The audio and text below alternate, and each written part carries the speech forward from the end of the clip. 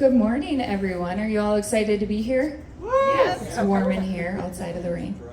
Well, I am very excited to welcome Ellen Moses. She is the owner of emceramics. She's our featured artist and also runs Art Project 605. So welcome, Ellen. We're excited to have you here today. How about we start with you just telling us a little bit about how you got started with your career as an artist? Hi, can you guys hear me? Hi, good morning, everyone. It's so nice to see so many familiar faces. My interest in art was a really slow development. I grew up in Fargo, and for some reason I didn't have a lot of exposure to the arts, but it was by chance that when I got to college at the University of Colorado, I started taking a photography course and felt right at home in the art department. And I looked around what else was offered to me at the university and decided to make the shift to go to art school in Rhode Island. And I like to say that was the best decision I've ever made in my life, because I've never felt so at home than being in a place where I could learn every single kind of creative expression. And that really was where I studied photography, and it launched me into a photography career in New York, where I worked as an exhibition black and white printer, and I also was a special project archivist for Annie Leibovitz. When my job with Annie ended, Lori, my wife, asked me what I was interested in doing, and so I said ceramics, because photography had moved far away from the tactile medium of printing, and that was what I was very interested in, is using my hands.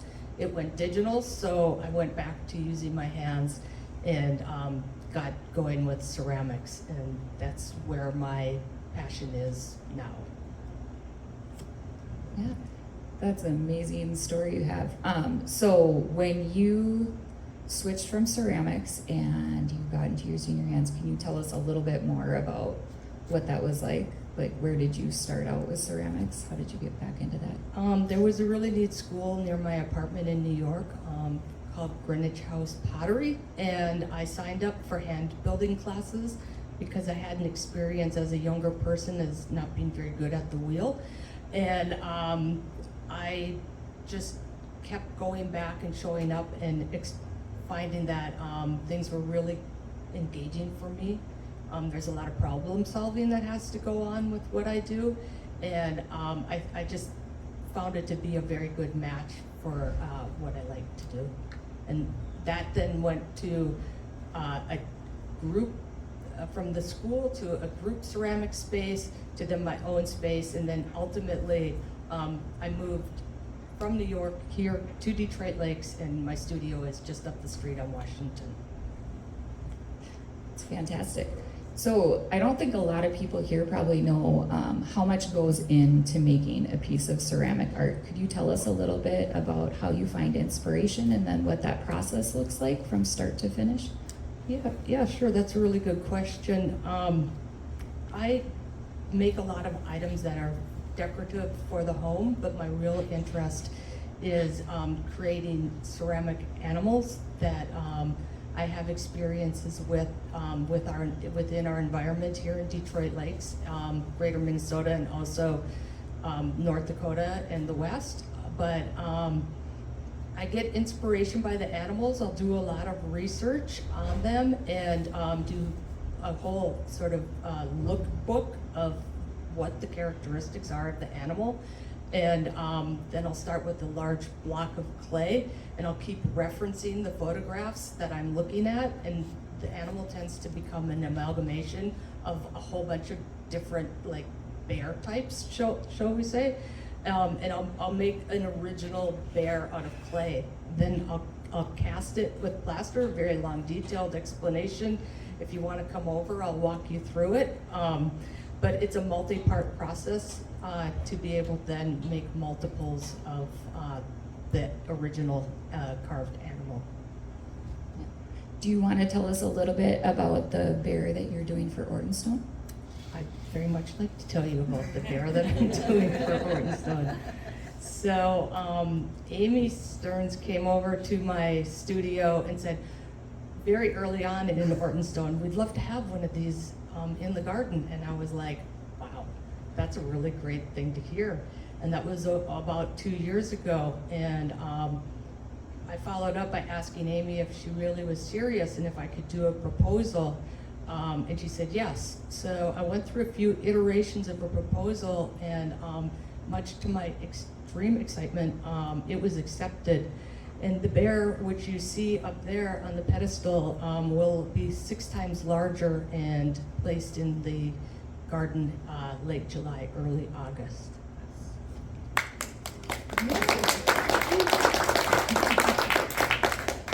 That's going to be very exciting. Yeah, it's been a great journey. I have had 0 exposure to casting in bronze, so both with putting together the proposal and then also watching the foundry make the works, I've learned a tremendous amount of what the process is like. And it's now going to be a challenge to work only with clay. So you mentioned that early on in your life you didn't have a lot of exposure to the arts. Can you tell us a little bit about Art Project 605 and how you're trying to change that for this area?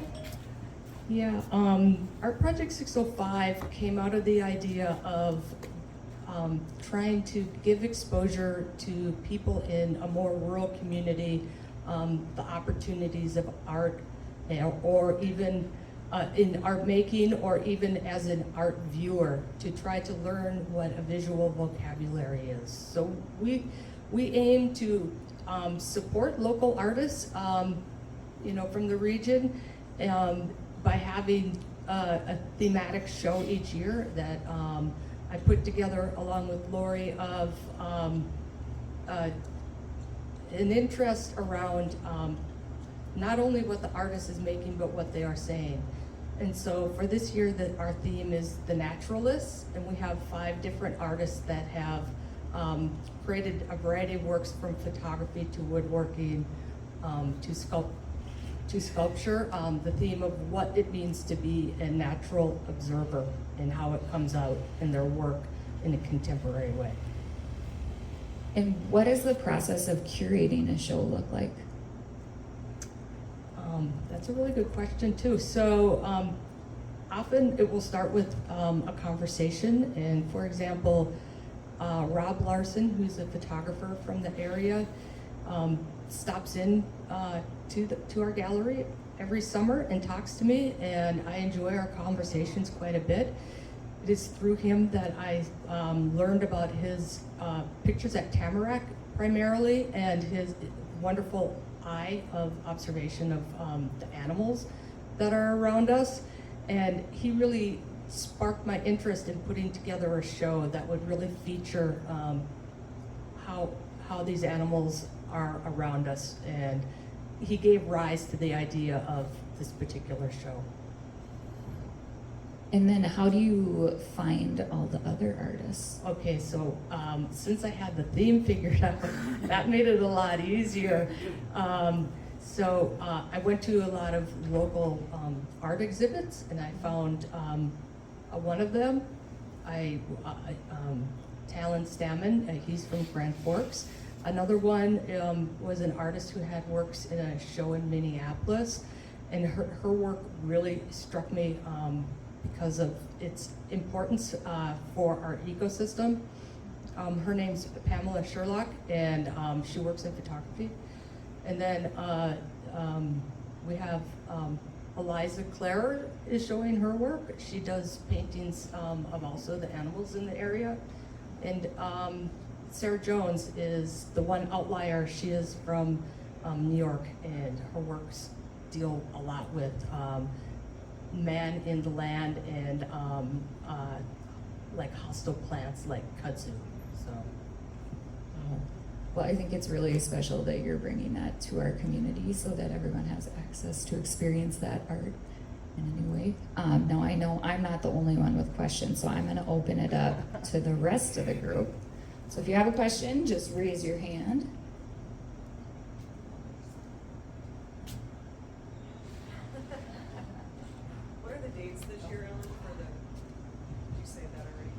Yeah. I didn't mention the dates. So the Naturalist is July 9th is the opening. That's a Thursday, and it's from 6 to 8, and we love people to turn out for that. And then it runs until August 1st.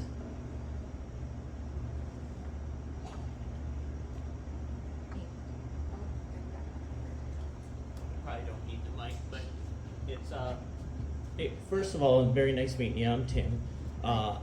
Your career from going, from photography into other art. My son's an artist, and trying to find his way through photography and other things.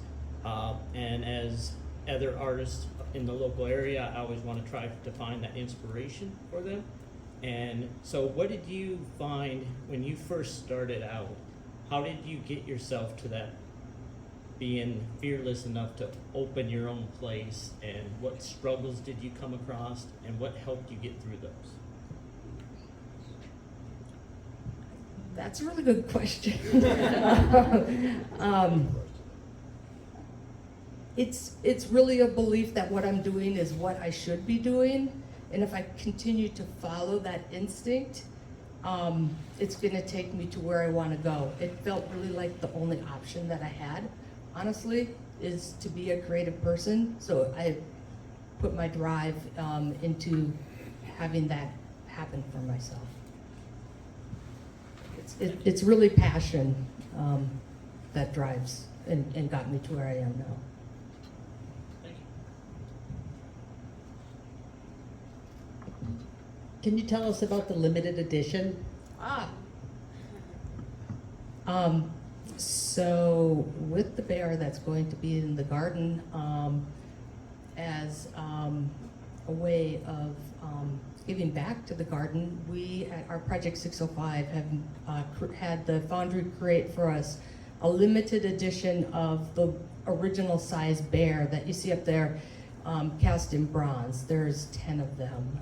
We're splitting the proceeds with the garden. And I just want to give out a shout out to Ellen, because we are so honored to have the Wandering Bear have a home in Ortonstone Gardens. It's going to be so cool. I had the opportunity to go down to the Foundry and see it in pieces. It looked like a giant jigsaw puzzle, or as my husband said, it looked like a meat market cutting of a, like of a bear or something. But it's going to be beautiful and stunning, and I hope that this is the first of many pieces that we can someday find homes for in the region for Ellen's work. And I encourage all of you to go to her opening at Art Project 605. We kind of joke that all the art groups in town have a number, but now Anna Lasan has Jolly Bird Studios, so thank you, Anna, for breaking that cycle. And it's good. We're going to have a ribbon cutting for Wandering Bear, so follow our social for that, and please come out and support that when that happens. So thank you so much, Ellen, for your inspiration, your creativity, and choosing DL for all your work. Thank you. I love DL, so that's why I'm here. All right, any other questions? Is there is there an artist or a piece of artwork that inspires you especially? Not specifically. I have so many things that I love, and I can go to a museum or a gallery and have that whole list get reshuffled. So it really is just always taking in beautiful things and thinking about the meaning of art. That is my number one thing. All right, so how can we as a community support you in your art? I would say thank you to everyone here. You guys have, the community has really turned out to support me with my art in a way I didn't imagine when I first got here. We moved here during the pandemic. It was very quiet. I didn't know there were any artists out there. I would poke through Instagram and I'd be like, Detroit Lakes, #artist. And I'd be like, oh, cool, there's someone. And then when things started to open up and we had our first show, I saw that people actually do have a keen interest in experiencing these things with us. And each year we get more confident with our shows and get like great happiness from that. So, yeah, thank you. Well, thank you for sharing your story, and let's give Ellen a warm round of applause. Next up, we have Mandy Brower with the Dashery. Come on up. Worthy of this space. She's amazing. Is. Good morning. Good morning. Mandy came here all the way from Alexandria. Luckily, not this morning, No. right? No, I would have had toothpicks in my eyelids to keep them open. Stayed at the Lodge, my favorite place, and I stayed at the Lodge when we were opening the store too. So a lot has come from the Lodge. I met Tim, first met Tim, who now runs the Dashery at this location. I met him at the Lodge. So all roads lead back to the Lodge. All good things happen there. All right, so why don't you take us back to the very start, when you first came up with the idea for the Dashery? Walk us through what it looked Oh, like from idea it to was launching. Definitely a muddy mess. I had no idea what I was doing. I had no experience in clothing, no experience in retail. And so why not, right? I worked a lot of different careers, jobs, trying to find my path and where I was supposed to go. I have a degree in criminal justice and worked in a prison for a while as a corrections officer. Perfect transition to retail, let me tell you. Same customer base. Very fashion based. Perfect. Yes, we have uniforms also. But we did children's foster care. We now do adult foster care. We've done a lot of things, and the common thread through all of it are people. And it didn't matter what walk of life that I was interacting with. I love people. I love to figure out how to help people. I like to figure out people. But figuring out what I was supposed to do was another, no idea. I ended up leaving my previous career through, I started a wedding expo, actually. I started meeting people in the wedding industry and seeing what they did, and I thought, well, weddings are never going away. You know, as things ebb and flow, weddings are constant. So I thought, why not men's suits? Nobody's really paying attention to men. They're all paying attention to what the woman is wearing. And it's all about the bride. What about the groom? So I found a gap and I figured it out. I started with a rental company, and I did my first appointments in my kitchen, my kitchen table, as I had a build out going on for a 600 square foot location. I mean, that's small. It's like my ADA compliant bathroom was about the same size as my my floor space. So that lasted about 9 months. I was wheeling Z-racks of clothing through the snow to a storage locker across the street. And I knew it was time we needed to explore a larger location. So that took us into Alexandria. And so that was my second location. And we spent 3 years in that building downtown. And I decided I needed to purchase my building. Rent was continuing to increase, and the overhead, I'd put a lot of money into build outs that I thought that I was going to buy the building. Turned out that doesn't happen with certain landlords, so just be careful out there, people. So I did. I ended up finding another building 2 doors down that was for sale. Why not buy a building in the middle of COVID? Solid choice. Looking back, it was, but yeah, I was too dumb to doubt, I guess, was the saving grace in all of it. So we just kept growing year after year and reinvesting and growing and reinvesting. And then Bridget Penton called me from the city here, and she said, "There's a location in Detroit Lakes I think you should come look at." But Bridget, I got enough on my plate. She goes, "Oh, I think it'd be perfect." I said, "I'll come and look." Well, that brick wall sure sold me in there, and I couldn't stop thinking about downtown Detroit Lakes. It was so similar to downtown Alexandria in certain ways. The community was similar with the lakes and the influx of tourists and lake people. So I knew the cycle of business would be probably similar.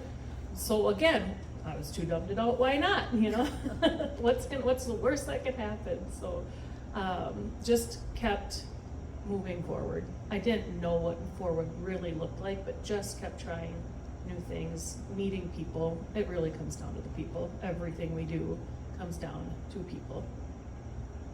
Now, you talked a lot about moving forward. I think there's a lot of people probably in this room even that have run businesses, and sometimes it's really hard to dig deep and keep moving forward.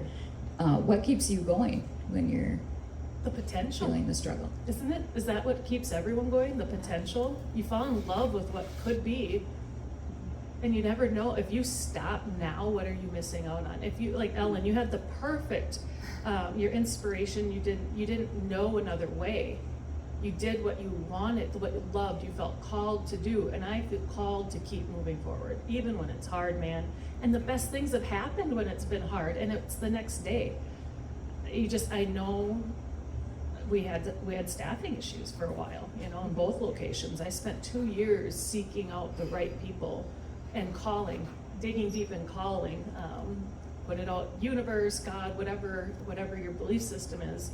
But I knew these people were coming. We are in the best place. Tim, thank you. Adam over there, you helped us through time too. Thank you. We've had just such good people. But we went through a time where we didn't have enough good people with our growth. But they're all here now. We have enough. We're doing great. So the Dashery, you're talking about people. The Dashery, I feel like, connects to people differently. Like, I love that when I walk in there, and I'm not a great shopper, like, cause I'm a little overwhelmed and lost. But I love that I walk in there and they just find stuff for me, and they're like, here's how you do it. And they almost have like a stylist approach. Can you tell us a little bit about how that works and kind of your It's really concept? discovery. You have to want to help people, or you will never be good at what you do at the Dashery. If you do not have the first intention of loving people, loving to connect and figure out how to help them, it's not the right fit for you. And that's the approach, is discovery, asking questions, painting the picture, figuring out who you are. How are you wearing the goods? Like, what do you do for a living? Like, are you in and out of the car? Are you traipsing through mud if you're a sales guy in insurance and you're on the farm, or you're a seed salesman? Like, we want to get you some waterproof shoes, or some shoes that aren't going to be a big deal if you get them full of mud. Those little things all go into what we wear on a day-to-day basis. And how do you find inspiration for your business? Oh, To figure out there's, what's next. like Ellen had talked, like, it's everywhere. There's so many ideas out there, and connecting the dots, doing things like this. Ellen gave me some cool ideas. We'll be talking later. Yeah. Just so many. But there's inspiration everywhere. I go, whenever I travel, I get inspiration from different business types, and you can translate that into yours in some way, whether it be how, like, events, or how you're doing, how your staff are greeting people. That's important too. If they're just saying welcome in, we don't say welcome in, it's good morning or good afternoon, because it's a little bit different, and you're starting the conversation with good. Yes, leading you into good. We answer the phone. Good morning. Thank you for calling the Dashery, or whatever. Yeah. It's always good. We're already putting that preemptive energy into the world. Get a little sidetracked. I don't remember the question. Oh, you're good, you got it. Perfect. So can you tell me, you've had quite a journey. Is there something that surprised you along the way that was unexpected? What category? Name a Spin category the that wheel surprises and- everyone. I think the hardest thing, I thought finding business would be the hardest part, but it's been finding like the right team to support the business. That was our hardest in the most recent months. And actually, like, recently, my challenge is finding enough goods as we grow really quickly, finding enough goods in season to deliver on time. Now, it's always challenges in different ways. You learn how to get through them better and faster, and it's not so emotional the more you do it. But I really thought it would be hard to find the business, and that hasn't been the hard part. Isn't that funny? So have you always been entrepreneurial? Have there been other side tries. Can you tell us what they were? Oh, my first business, I was like 9 years old. It was called, well, that's not even, I was 9 years old. We'd go to the mall in Wilmer and we painted pumpkins and we sold, I have a twin sister. My twin sister and I would sell these painted pumpkins that had faces. My mom is very artistic, and she taught us how to paint them with faces and like little leaves for hair. And we sold them at an event over MEA called Enterprising Kids. I don't even know if we made money, but I mean, I remember doing that and seeing all the other kids doing that. And then I think when I was like 11, I started Proactive Enterprises. I ripped off the name from my mom's friend who was in business, and I would go out and rake leaves, watch cats, babysit. I hated babysitting, but I did it because I like to earn money. I like to have that like freedom of earning for myself and like having choices with how I spent my money. Were there any other enterprises? Oh my gosh, there's been several. I still, to this day now, I'm doing some consulting for different clothing lines. There's a new clothing line that's gonna launch in fall of 27. I had the privilege of consulting on the design, which was a first for me on the design step, not just like pricing and costing. So that was when I was in St. Louis last week. I've got some other cool opportunities in that realm as well. I had a meeting yesterday about consulting for an organization of 350 other retailers to kind of develop the women's department because it's very strong on the men's side. So it's been really interesting. I just think there's got to be other people out there that know way more than me. So why are you asking me? But I probably have the biggest mouth. That's probably why, and the largest opinions, loudest opinions. So don't keep quiet. You know, if you have opinions, they don't have to be like rude or anything, but if you have a nudge to say something, say it. You know, connect with people, and it all comes from connecting. Most everything comes from connecting. It all comes back to people. It all comes back to people. That's why we're here. All right, so speaking of people, we're gonna open it up for questions. So who has questions? You guys are a quiet group today.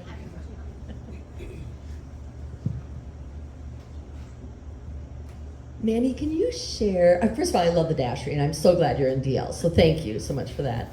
And can you share just some, what are some of your go-to style tips, or what's coming up in the world of fashion that we should be aware of? I can't even believe I'm saying this, but 2 years ago I would have laughed myself out of the room. Barrel leg pants. I know. I'm here. I understand. They're so cool, and they're coming. Like they are here, and they're gonna be strong in the market yet for a while. So if you're not super like, oh, I want this really aggressive barrel. For men, the barrel, it's like a bow-legged. Basically, it's a bow-legged pant. They put a seam here. If they want it super aggressive, they put 2 seams here. So it's like a very U-shape like gait.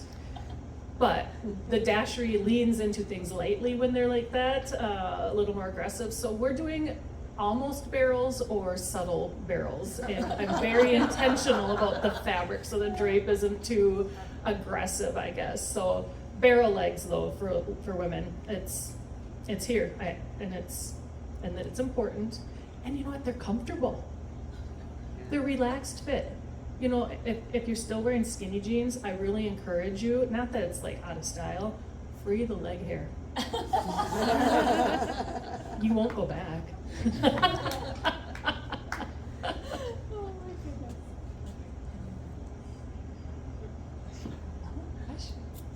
All right. Perfect.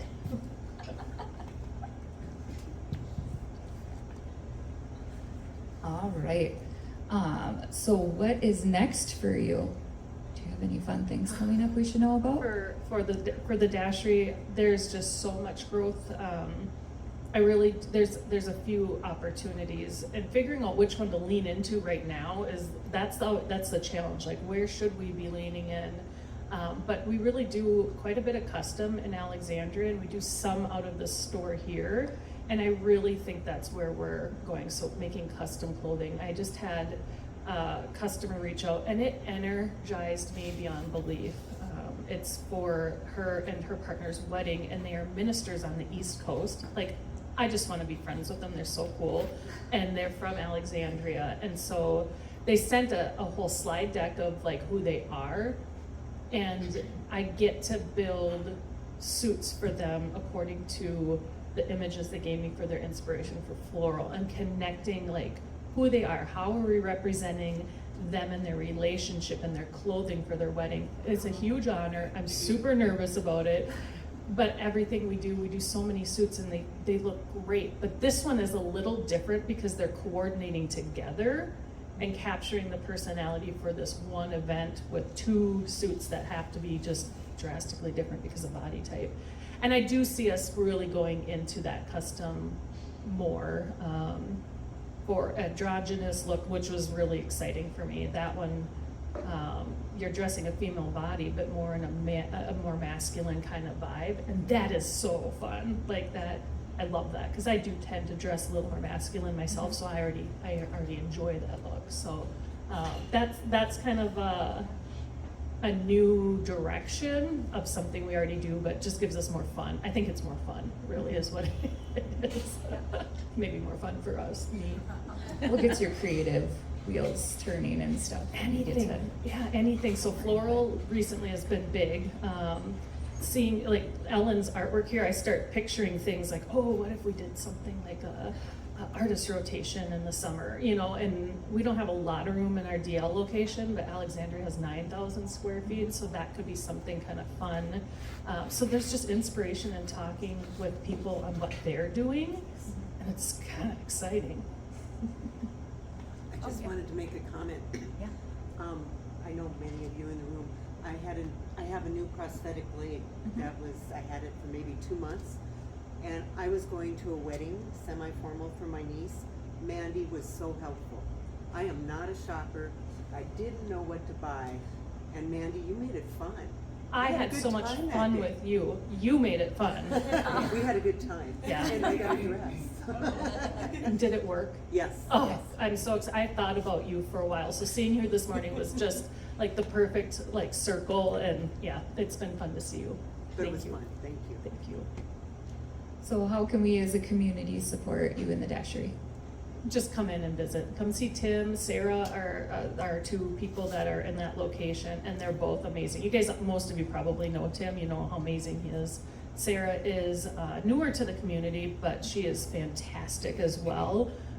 If I'm up there or Simone, but just come stop in. Come stop in and see us and say hi. And you don't have to buy anything.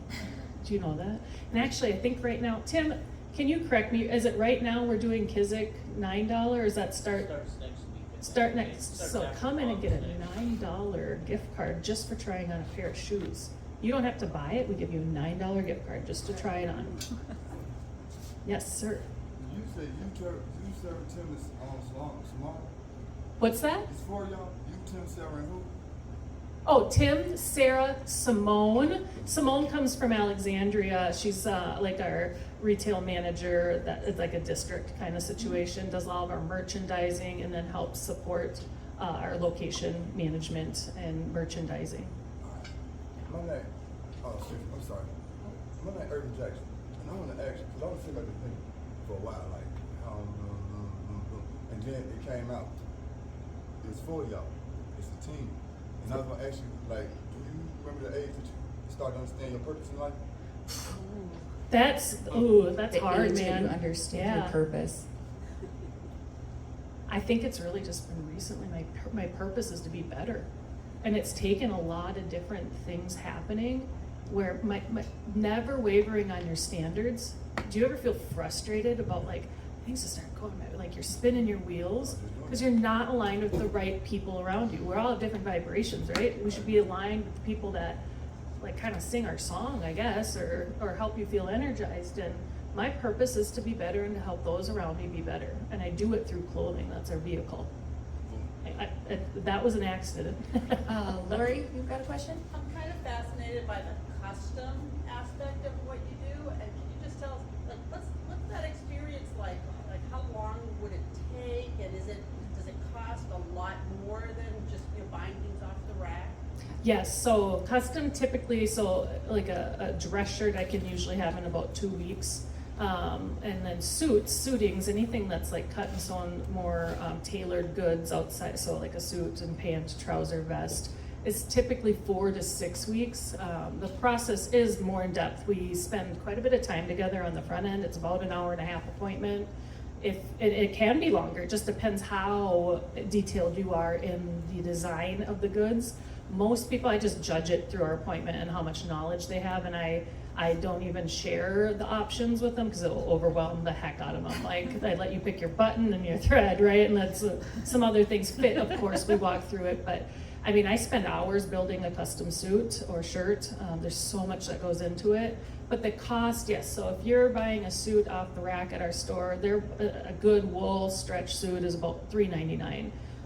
Custom is $10.50 they start at because of the time involved. They're usually better materials, and the price is based off of the fabric that you choose. The fabric is what builds that cost. So we've done suits upward of $3,000. Most of them sit around that $1,600 range for a 2-piece suit.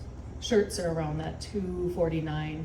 But the more you buy too, the better deals you kind of get as you build a package too, and we figure out your specs and deliver and everything's good. Then you can just come in and pick fabrics, and the process is much faster the second time around. Let's give it up for Mandy. Thank you so much.